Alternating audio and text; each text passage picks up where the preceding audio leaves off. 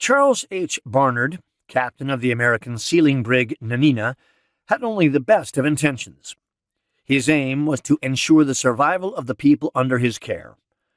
On June 11, 1813, Barnard and 4 other volunteers disembarked the anchored Nanina, climbed into a small boat, and sailed about 10 miles from New Island to Beaver Island, both part of the Falkland Islands archipelago in the South Atlantic. Armed with knives, clubs, lances, and guns, and with the assistance of Barnard's trusty dog, Scent, the 5 men planned to kill birds and hogs and take them back to the Americans and British who remained on the Nanina and were fast running out of fresh provisions. It was a mission of mercy. The hunt went well, and within a few days the boat was filled to the gunwales with the bloody carcasses of slain animals. But when the men sailed back to New Island late on June 14th, they were greeted with an alarming sight. The Nanina was gone.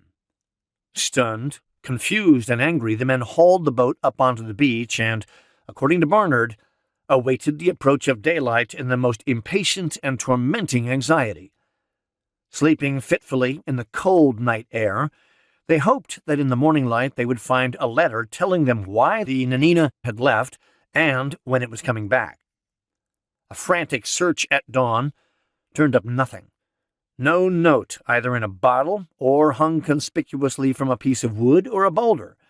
They saw only sand, rocks, scrubby vegetation, and birds in the distance, walking on the beach or flying overhead. Refusing to believe that he and the other 4 men had been barbarously deserted, Barnard seized on another explanation.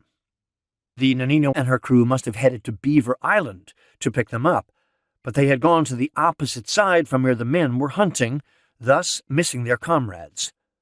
Convinced by Barnard's reasoning, the men's hopes were rekindled. They dragged the boat into the water and sailed off once again. This time they entered the main harbor on the eastern side of Beaver Island.